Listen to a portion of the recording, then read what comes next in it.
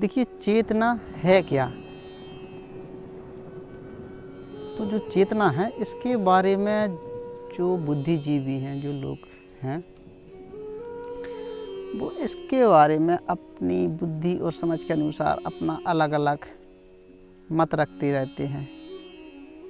अपनी समझ के अनुसार इसकी व्याख्यान करते रहते हैं। कुछ लोगों का मानना है कि जो चेतना है वो अलग है, कुछ लोगों का मानना है कि जो आत्मा है वह अलग है, कुछ लोगों का मानना है कि भाई जो चेतना है और जो आत्मा है ये दोनों एक ही चीज़ें हैं। तो आखिर जो इसकी वास्तविकता है वो आखिर है क्या? तो देखिए, मैं इसको एक उदाहरण के तौर पर समझाने का प्रयास करूँगा कि जिस प्रकार सूर्य में प्रकाश है और ईंधन में ऊर्जा है, वैसे ही जो हमारी आत्मा है इसमें क्या है? चेतना शक्ति है। और जिस प्रकार सूर्य के प्रकाश से सारा संसार प्रकाशमान है, वैसे ही हमारी आत्मा की चेतना शक्ति से ही क्या है? जो हमारे अंदर की गुण प्रकृति क्या है उसको बल मिलता है।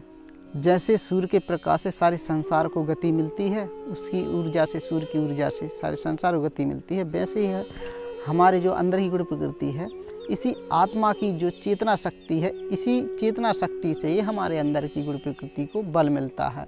और हम फिर इसी गुण प्रकृति के प्रभाव में आकर सारे जो कर्म कांड हैं फिर हम जो उनको करते हैं।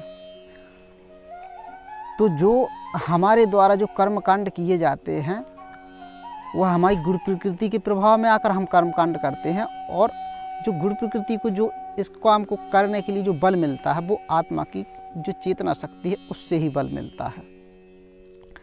तो जो चेतना है वो हमारी आत्मा की ही एक क्या है?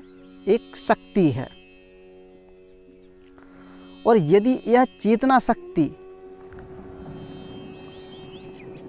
का बल जो है, यदि यह कुछ समय के लिए रुक जाए तो हमारे अंदर की जो गुण प्रकृति है वो क्या हो जाएगी? निष्क्रिय हो जाएगी।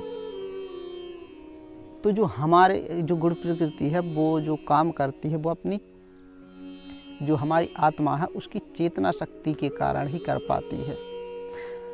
मैं इस चीज़ को जब पहले समझने की कोशिश करता था बहुत पहले, तो मुझे ऐसा लगता था कि जैसे मैंने पीछे बताया कि भाई आत्मा ही चेतना है और चेतना ही आत्मा है। लेकिन मेरे जो तर्क हैं वो तर्कों में फिट नहीं बैठ रही थी ये बात।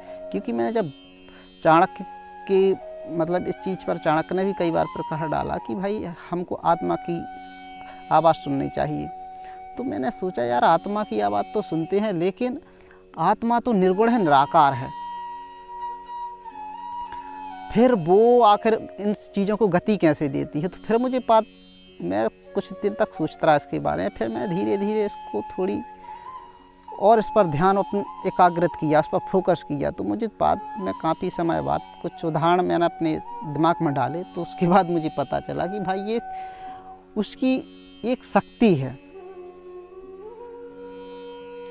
जिससे हमारी जो अंदर गुण प्रकृति है जिसको बल मिलता है। तो ये मुझे बाद में पता चला।